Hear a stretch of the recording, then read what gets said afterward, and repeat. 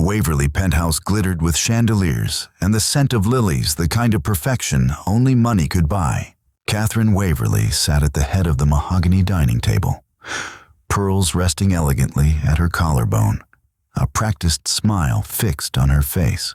Tonight was not just dinner. Tonight was presentation. Every guest, every gesture, every detail had been arranged to remind Chicago's elite who the Waverlys were. When the double doors opened, Catherine's smile widened automatically. Her son Chase had finally arrived, but her smile faltered when she saw who walked in beside him. A young black woman, tall and graceful with curls tumbling over her shoulders and nervous determination etched into her face. She wore a simple navy dress, not designer but dignified, and around her neck gleamed a silver chain with a small crescent moon charm. The room hushed. Forks hovered in midair. Conversation stuttered to silence. Chase beamed proudly as he placed a steady hand at the small of her back. "Mother," he said warmly, "this is Jader Lane." For the first time that evening, Catherine's poise cracked. Her eyes darted, calculating the ripple this would send through the room.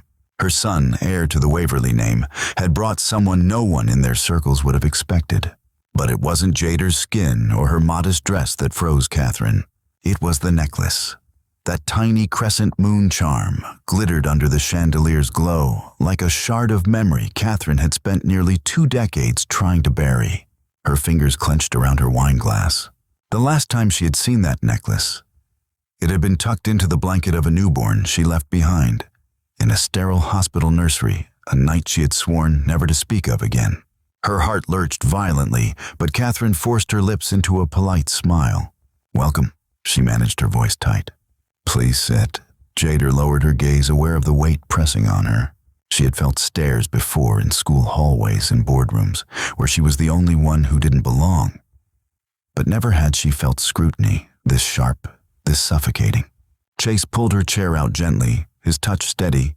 He leaned closer and whispered, "Ignore them. You belong here." But Catherine's gaze never left the necklace. The delicate charm swayed slightly as Jader reached for her water glass, catching the light again and again, like a cruel reminder. Catherine's pulse pounded in her ears. Robert Waverly, sitting opposite, noticed the change in his wife's face.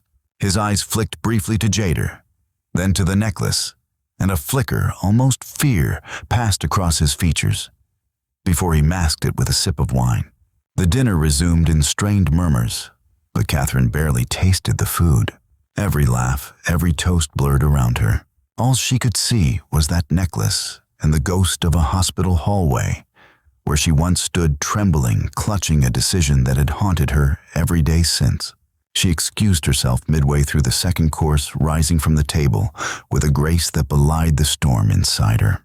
In the hallway, she pressed a trembling hand against the wall, her breath shallow. "It can't be," she thought. "It's impossible."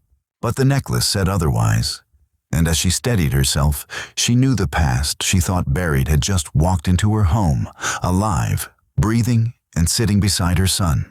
Jader Lane had learned early how to live unseen.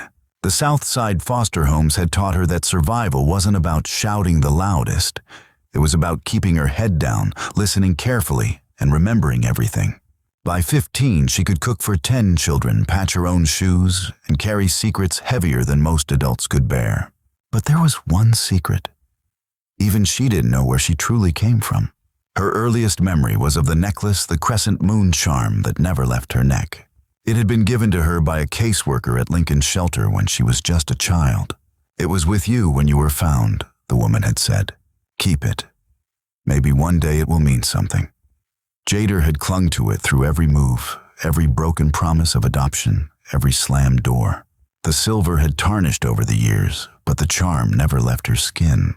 It was the only proof she had that she belonged somewhere or to someone. When Chase Waverly walked into her coding workshop one winter afternoon, she had assumed he was just another volunteer ticking a box for his family's foundation. He wore the effortless confidence of wealth, the kind of smile that never had to apologize. But unlike others, he had stayed. He asked questions, listened when she spoke, and weeks later showed up again. By spring, he was walking her home. By summer, they were inseparable.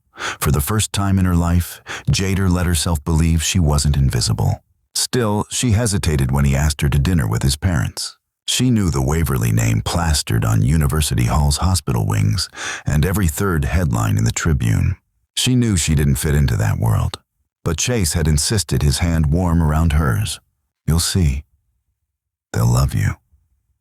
He didn't know about the folder hidden in the back of her dresser drawer. The manila folder stamped with intake records from 2007, the year she was abandoned. Inside were only fragments, a hospital photo of her at 5 days old, a DNA summary, a discharge form with half the lines redacted. No parents' names, no origin story, just the necklace noted under belongings. She had shown that folder once to Chase. He hadn't flinched. Instead, he had kissed her forehead and whispered, "Then we'll write the rest of your story together." What Jader didn't know was that her story was already written and sitting at the Waverly dining table.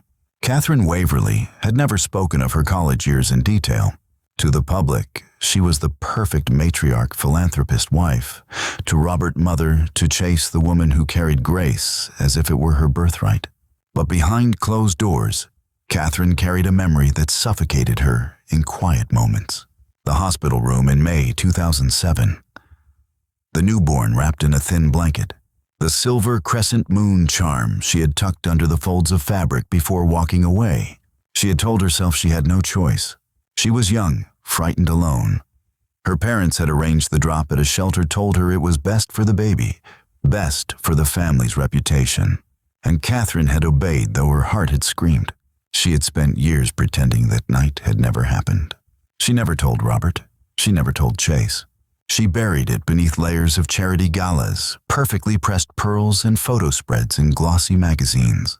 Until tonight, until the girl her son brought home walked in wearing the necklace she had once kissed goodbye. Robert had seen the way Catherine froze. He had seen it years ago, too, the night she came home from the hospital, hollow-eyed and trembling. Back then, he had handled the paperwork. Back then, he had made a call he never admitted to Catherine. Now, watching his wife's knuckles whiten around her glass, Robert realized the past they both tried to bury had just returned, and it wore a crescent moon. The dining room buzzed faintly with silverware and forced laughter, but beneath the polished surface tension coiled tight as wire. Catherine Waverly sat motionless, her fingers tapping once against the stem of her glass. The charm around Jader's neck swung gently, catching the chandelier's glow, and every flicker of light stabbed deeper into Catherine's chest.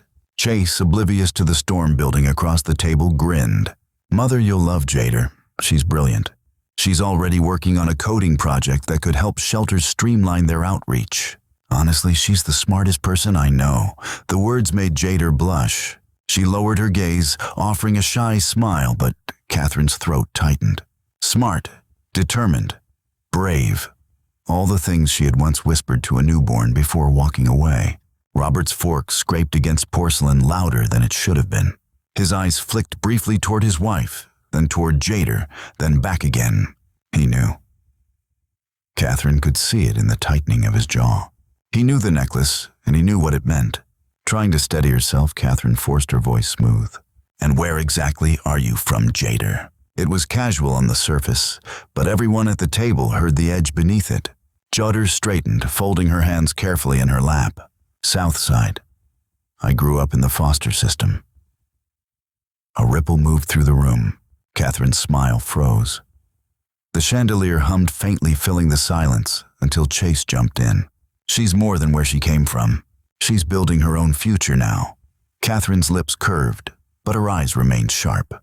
"Of course. Still, one's beginnings often tell more than one's endings." The words landed like stones. Jader's pulse quickened. She had heard tones like that before, tones that reduced her to a file, a case number, a girl from nowhere. But coming from Catherine, the woman whose approval mattered most to Chase, it sliced deeper. Chase frowned, glancing between his mother and Jader. "Mother." But Catherine wasn't finished. Her eyes flicked down once more to the crescent moon charm. "That necklace," she said, voice deceptively soft. "Where did you get it?" The table stilled. Even the servants paused in their motions. Jader's hand instinctively rose, fingers brushing the charm. "It was with me when I was left at the shelter. I don't know who it came from. It's the only thing I have from before." Catherine's vision blurred for a heartbeat. The words hit like a hammer confirmation of the fear clawing inside her. She forced herself to swallow, to breathe, to smile.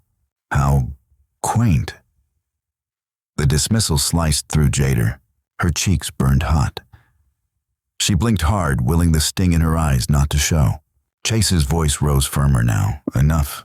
Jader's necklace isn't just jewelry. It's part of her story. If you can't respect that," Robert cut him off, his tone sharp, commanding. "Chase." The young man fell silent, but his jaw tightened. He reached for Jader's hand under the table, squeezing it in defiance. The rest of dinner unraveled. Conversations faltered. Laughter rang hollow, and Catherine excused herself early, retreating to her study, with wine still clutched in her trembling hand. Upstairs, she shut the door, her back pressed to the wood. In the stillness, her composure cracked. She whispered to herself, almost a prayer, almost a confession. It can't be her. It can't. But in her bones, she knew the truth. Downstairs, Jader excused herself to the powder room. She gripped the sink, staring at her reflection. The necklace glinted against her skin, a cruel reminder of every unanswered question. Catherine's words echoed in her skull. One's beginnings often tell more than one's endings. Her hands trembled as she splashed water on her face. For the first time since Chase had asked her into his world, doubt seeped in. Maybe she didn't belong here. Maybe Catherine was right. When she stepped out, she caught movement near the staircase. Robert stood in the shadows watching her. His eyes weren't cruel like Catherine's, but they weren't kind either. They were calculating. He spoke low, almost a growl. "Be careful, Jader. Some truths are better left buried." Her blood chilled. She opened her mouth. But Robert was already walking away, disappearing into his study. That night, long after the Waverleys' home went quiet, Catherine sat alone in her reading room. The photo albums around her glowed faintly in the lamplight, but she couldn't open them. She couldn't bear to. Because if Jader Lane was who Catherine feared she was, then the life she had built was about to come crashing down, and there would be no hiding from it. The following morning, Jader woke restless. The Waverly penthouse still lingered in her mind. Catherine's icy questions, Robert's warning, the suffocating silence of the dining room. She tried to shake it off as she left her Southside apartment for her coding workshop, but the weight of it clung to her like smoke. On the way, she cut through Lincoln Parkway. That's when she saw her. A woman standing beneath the trees, pale skin, sharp cheekbones, auburn curls pulled tight under a gray wool coat, far too heavy for spring. The same piercing stare from the night of the gala. Jader froze. The woman raised a hand in a half-wave, then turned, walking away. She left something on the park bench as she passed a small manila envelope. Jader's pulse hammered as she approached. On the front, handwritten words, in slanted feminine script, "Don't trust them. We're not done." Her hands shook as she sat on the bench staring at the envelope. It wasn't threatening. It was worse. Personal. Back in her apartment, she broke the wax seal and slid the contents free. Inside was a faded photograph, the edges curled with time. A hospital hallway. Blurry, grainy, but unmistakable. In the corner, a nurse cradled a bundled newborn. The necklace glinted, even in the low light, the crescent moon charm. Her chest tightened. It was her. She leaned close, her eyes darting to the background. And there, behind the nursery glass, stood a younger version of the woman from the park. The same cheekbones, the same curls, watching. Jader's breath caught. This wasn't just a stranger. She had been there the night Jader was abandoned. She flipped the photo over. More handwriting. Ask your mother who else was in the hospital that night. Ask her what she left behind. The word mother made Jader's stomach twist. She had only just begun to call Catherine that. The fragile connection they were building suddenly felt like glass in her hands. That evening, Jader found herself pacing outside the Waverly Tower before finally forcing herself upstairs. Catherine sat in her reading room, sunlight spilling through the tall windows, her teacup untouched on the side table. Jader didn't bother with pleasantries. She slammed the photo onto the coffee table. Who is this woman? Catherine's face drained of color. She rose, closing the double doors with stiff hands. When she turned back, her eyes looked older, haunted. "Her name is Meredith Clay," Catherine said softly. "She was my college roommate." Jader blinked, and Catherine hesitated, pressing her palm against the fireplace stone as if steadying herself. "We were both pregnant that year. She gave birth in the same hospital a week apart from me." Jader's throat went dry. "You knew her. You saw her that night." Catherine's voice faltered. "I was terrified, Jader. I couldn't breathe. I was crying in the hallway, and Meredith was there. She told me I was doing the right thing when I left you." The words sliced through the air like a blade. "Left." Jader's knees wobbled. Her voice shook. "So why is she following me now? Why does she know about the necklace?" Catherine's eyes filled with something Jader had never seen before: fear. "Because I never saw her again after that night. And if she's back, it means something I buried didn't stay buried." Her hands trembled as she pulled a small leather-bound notebook from the drawer beneath the window seat. She opened it. Pages, yellowed handwriting, cramped and frantic. "I called it my grief journal," Catherine whispered. "I wrote everything down so I wouldn't forget what I gave up." She flipped to a page dated May 16th, 2007. Reading aloud, her voice cracked. "I saw Meredith again today. She was hollow, crying in the nurse's lounge. Said the baby wasn't what she expected. She asked me if I was sure I wanted to leave mine. I said no, but I was scared. She told me some babies are better off not knowing." Jader's heart thundered. "What does that mean?" Catherine's voice dropped, barely audible. "I heard rumors later that her baby vanished. No formal adoption. No intake records. Just disappeared." The silence between them stretched heavy, suffocating. Catherine finally whispered the words Jader would never forget. "I think Meredith may not have abandoned her baby. I think she may have taken you."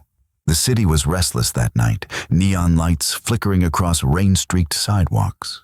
Jader stood outside a rust-stained brownstone in West Garfield Park, her breath fogging in the cold air. In her hand was the photograph Catherine had confirmed.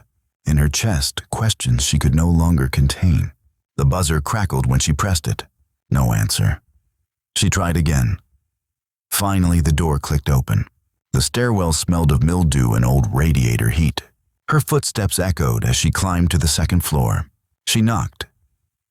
The door creaked opening just a sliver, and there she was. Meredith Clay. Older now but unmistakable. The woman from the hospital photo. The woman from the gala. The woman from the park. Her voice was low, almost amused. "I was wondering when you'd come." Jader's pulse pounded. She gripped the photo like a weapon. "Why have you been following me?" Meredith opened the door wider, stepping back into the dim apartment. Bookshelves lined the walls, filled with psychology texts and porcelain figurines. The air smelled faintly of dust and lavender. "Because I wanted to see what became of you," she said, settling into a chair. "Sit." Jader didn't. She held out the photograph. "You left this. Why? What do you want from me?" Meredith's eyes softened, but only slightly. "I needed you to ask the right questions. Catherine only told you half the truth." Jader's breath caught. "What do you mean?" Meredith leaned forward, her voice dropping. "Yes, Catherine gave birth. Yes, she left you. But she wasn't the one who made the call that sent you to the shelter." The room tilted. Jader's fingers clenched around the photo. Then who? Meredith's gaze hardened her words like ice. "Ask Robert. Ask him what he did the night your file disappeared." The name hung in the air like thunder. Jader staggered back a step. "He was there," she whispered. Meredith didn't blink. "He didn't just find out later, Jader. He intervened. He controlled where you went. He decided your fate." The walls closed in around her. All those years she had imagined herself lost in a system of accidents and bureaucracy. But what if it hadn't been chance at all? What if Robert Waverly, patriarch of the very family she had stepped into, had orchestrated it? Jader fled before Meredith could say more. Her legs carried her blocks without direction, her mind spinning. By the time she reached the Waverly Tower, her hands still shook. She rode the elevator to the penthouse. Her reflection pale and haunted in the mirrored walls. Robert was home. He stood in the kitchen, slicing an apple with methodical precision, as if nothing in the world could touch him. Jader didn't hesitate. I spoke with Meredith Clay. She said, her voice trembling but strong. She told me you were at the hospital the night I was dropped at the shelter. The knife stopped mid-slice. Robert turned slowly, his brow tightening. Excuse me. She stepped closer, the photo clutched at her side. She said it wasn't Catherine who made the call. It was you. For a long moment, Robert said nothing. Then, without protest, he set the knife down and walked into the den. Jader followed, her heartbeat pounding in her ears. He sank into a leather armchair, hands steepled. His eyes met hers with a weight that made her stomach turn. I did, he said quietly. The words hit harder than a slap. Why, Jader demanded. Robert's jaw clenched. Catherine wasn't in any state to handle paperwork. Her parents wanted it done quickly, quietly. Meredith came to me, said you'd be lost if no one intervened. So I made the call. Anonymous. I told the dispatcher where to find you. You abandoned me, Jader whispered. I saved you, Robert snapped. I made sure you weren't lost in a bureaucratic black hole. I thought someone would adopt you, give you the life Catherine couldn't. Jader's throat burned. And when I walked into this house wearing the necklace, you knew? Robert's eyes darkened. I recognized it instantly. But by then it was too late. You were already back. Silence stretched, suffocating. Jader shook her head, tears stinging her eyes. You lied to her. You lied to me. You decided my life without giving me a choice. Robert leaned forward, his voice low, almost pleading. I did what I thought was right. But Jader saw it now, not right, not noble. Control. Power. The same qualities that built the Waverly Empire. She turned and walked out, her chest heaving. She didn't cry. Not yet. Rage burned hotter than grief. For the first time since discovering the necklace's truth, she felt the walls of the Waverly family closing in. Robert had orchestrated her abandonment. Catherine had buried the secret. Meredith had returned to haunt it. And Jader was left in the crossfire, the truth tearing her world apart. The city archives smelled of dust and old paper, a place where secrets were left to decay, until someone stubborn enough went digging. Jader stood at the counter, her palms flat, her voice steady though her chest trembled. I need non-identifying records, she said. Lincoln Park Hospital, May 2007. Birth and abandonment cases. The clerk, an older woman with weary eyes, raised a brow but nodded. We can pull what's public. An hour later, Jader sat at a long oak table, fluorescent lights buzzing overhead. She flipped through copies of intake logs, her breath catching when she reached the date May 16th, her birth date. There it was, anonymous infant drop-off. No paperwork. No parental names.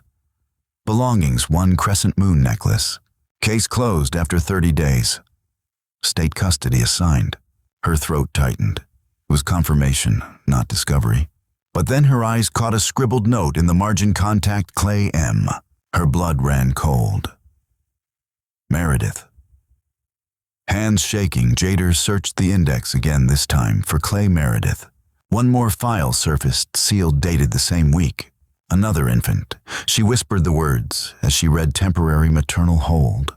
No official foster placement. No adoption record. File incomplete. Case purged. Her heart thudded so hard it hurt. 2 babies. 2 mothers. 2 missing records. Scrolling further, she froze. A single line remained at the bottom of the summary: infant, last seen with legal guardian Robert Waverly, pending private family resolution. The floor seemed to tilt beneath her. Robert hadn't just intervened once, he had done it twice. Jader staggered back from the table, her vision swimming. If this was true, then somewhere out there was another child, a sibling, flesh and blood, lost not to chance, but to design. She left the archives in a day's rain, drizzling against her face as she stumbled into the night. Her thoughts clawed for answers, for oxygen. If Robert had signed off on another baby, where had they gone? Who would they become? And why had it all been buried? Back in her apartment, the walls became her map. Copies of medical reports, CPS forms, and photos were pinned with thumbtacks and connected by strands of red yarn. Catherine's face stared back from one corner, Robert's from another. Meredith hovered between them like a shadow. And at the center, a new blank space, baby Clay unknown. Her hands shook as she circled it in red ink, the missing sibling. The other life tangled in hers. She picked up her phone, calling Catherine. The older woman answered on the first ring, her voice cautious. Jader, we need to talk. They met in a quiet cafe in Old Town, away from photographers and prying eyes. Catherine arrived looking smaller, scarf pulled tight around her shoulders instead of pearls. Jader didn't waste time. She slid the copies across the table. There was another baby. Meredith's. The file was sealed, but I found it. It says Robert took custody. Temporarily.